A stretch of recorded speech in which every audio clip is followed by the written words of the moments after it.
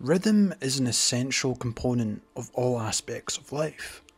The majority of things in nature, as well as human creations, have rhythm. The word can be defined as a repeated pattern of movement or sound. We often associate rhythm with music because it is easily defined, but it applies to most aspects in life, including fighting, and in particular, boxing. Boxing rhythm is a difficult term to define because it encompasses more than one aspect of the sweet science. By the end of this video, hopefully you should have a better understanding of what boxing rhythm is, how it is applied in the sweet science, and how to develop it yourself. How is rhythm applied to boxing? Humans are creatures of patterns and rhythm. Once they become proficient at something, they always apply preset patterns and rhythms that make the endeavour indefinitely more effective. In boxing, rhythm is defined as the timing of repeated movement patterns. Rhythm is used for footwork movement, upper body movement, punching, or a combination of all of them. There's a great quote by one of the greatest boxers of all time, Sugar Ray Robinson, who gives a brilliant take on how it is applied in the ring. He said, "Rhythm is everything in boxing. Every move you make starts with your heart, and that's in rhythm or you're in trouble. Your rhythm should set the pace of the fight. If it does, then you penetrate your opponent's rhythm. You make him fight your fight. And that's what boxing is all about." Types of rhythm in boxing. Now I'll look at the specific areas of 3 types of boxing rhythm to help you have a great understanding of how it works in the ring. Footwork. The most obvious is the rhythm of footwork. The feet move to a specific rhythm similar to dancing in some cases. In contrast to dancing though, where partners strive to be in sync with the rhythm, boxers attempt to predict and disrupt their opponent's rhythm.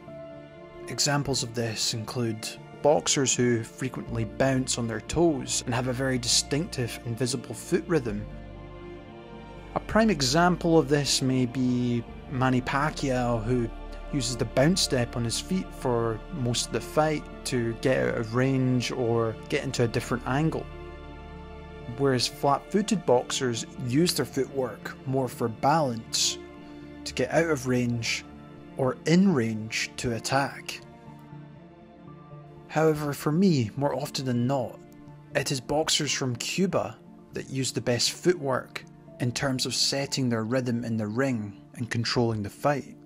Cuban fighters are well known for their precise footwork on the outside and gliding around the ring, and is a very distinctive footwork rhythm that almost acts as a dance.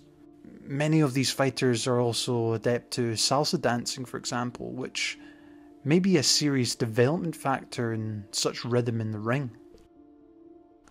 A more modern example of a fighter's footwork I love to watch is Dmitry Bivol, who kind of combines a old school Soviet style of bouncing in and out of range while throwing punches at the same time, helping to disrupt his opponent's rhythm and make them unaware what will come next. I highly recommend you check out my Bivol breakdown video if you want to find out more about this area. Upper body movement.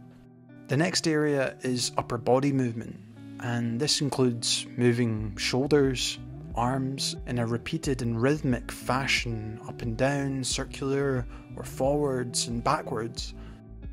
This also includes movement at the waist and hips. Some fighters use lots of upper body movement as part of their rhythm, and it is mainly through their use of feints, which can actually help break rhythm of their opponent, as you can see Joe Frazier doing against Ken Norton in this sparring session. Tyson Fury is another great example of someone who's constantly throwing these feints to break his opponent's rhythm so he can get off his punches. However, not all fighters are like this, and some will have very subtle feints within the rhythm. You don't want to be constantly feinting with your upper body without proving you have something behind it. It's like if you're always bluffing in poker, eventually it's not going to work out for you. You're going to get found out. Another important part about the upper body movement as part of your rhythm is that it's connected to the footwork as well. For example, slipping can be done and is considered as upper body movement, but the legs still play a pivotal role as the knees have to bend to dip for an effective slip of the punch. A great example to watch was obviously Mike Tyson, who was a master at moving forward while slipping punches and getting into his desired range using that peekaboo style. His aggressive forward march is a nice example of combining the upper body rhythm with your footwork. Two other great examples of using upper body movement are Canelo Alvarez and Chocolatito, who quite often use that high guard defense by leaning forward with their guard and upper body to bait opponents into punching for them to only counterpunch them. This once again is another great example of how fighters can break an opponent's rhythm by using just upper body movement. The third main type of rhythm is obviously punches, and this refers to the speed, the force in which you throw the punch of particular combinations. Throwing all the strikes in a combination with the same power, and even the spacing between the punches establishes a rhythm of when you throw it. A prime example is throwing light punches before firing a hard punch.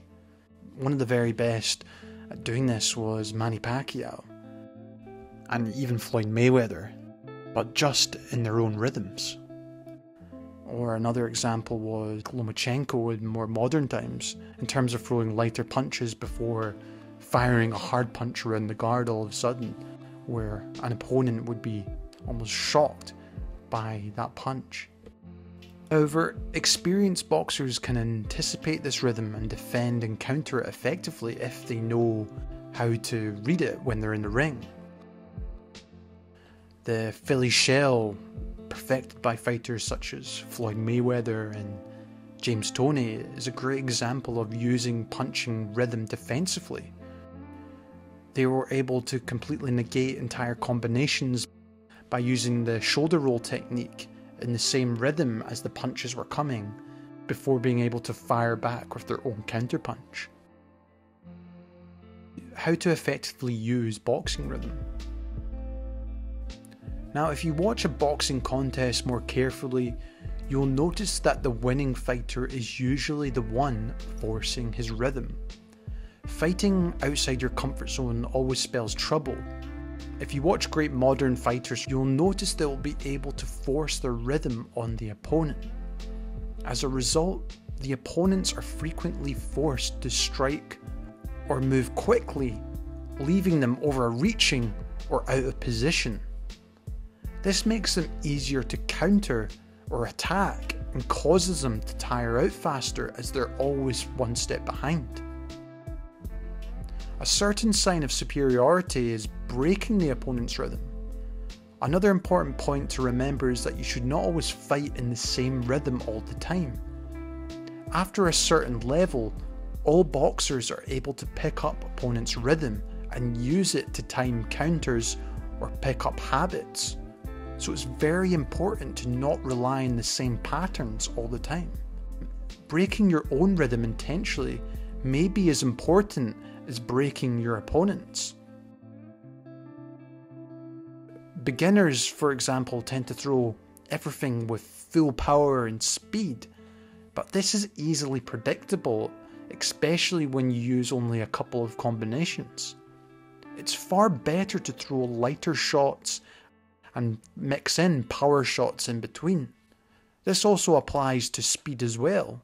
Changing the speed of your punches is the best way to confuse the opponent and make your strikes significantly harder to defend. For example, a jab cross hook cross punch combo does not always need to be the same tempo, or a double jab doesn't need to be both power punches. You can make a small pause after the left hook to see how your opponent will defend the final cross. Rhythm comes through time. The other thing I see when people talk about rhythm is, how do I get it? And the only way to develop rhythm is to practice the art of boxing day in, day out. If you watch any beginner or you think back to when you first started boxing, you'll probably remember how awkward you were and not moving without fluidity. Even if you've stopped for a while and come back to it, you might notice that you've lost your rhythm.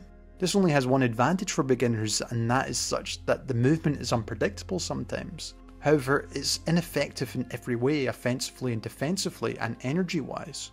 Nevertheless, in time, with enough practice, boxers always start to develop certain patterns. Some favour their footwork, others their upper body movement. Each person develops his own rhythm and pattern. Then you start implementing different types of rhythm together and move more fluidly between offense and defense. And once you reach a certain level, you start to recognize your rhythm and begin breaking it on purpose to confuse your opponent. As much as rhythm is needed to move and fight with efficiency, if you always move the same way, you will become too predictable when you're in the ring. Shadowboxing, the heavy bag, sparring, and other types of exercises all build up this rhythm, but in my opinion some pieces of gear are even better at developing it. For example, the faster rhythmic double end or cobra bag movements is very effective for this purpose. Even better, the speed bag for your timing. To use these old school pieces of equipment, you need rhythm to punch them, and that is why they're great to use. Personally, I think shadowboxing is the best way to develop your own rhythm, and then putting it into practice obviously in sparring. Hopefully this video has made you understand the importance of rhythm and how you can maybe develop it into your own boxing training, or understand it while watching fights. Hope you enjoyed this video, guys. I know this was a little bit different to what you usually see on the channel, but I wanted to try and help people have a better understanding of how rhythm works and is important to the sweet science. Let me know in the comments why you think rhythm is important in boxing. As always, guys, thanks so much for watching, and I'll see you in the next one.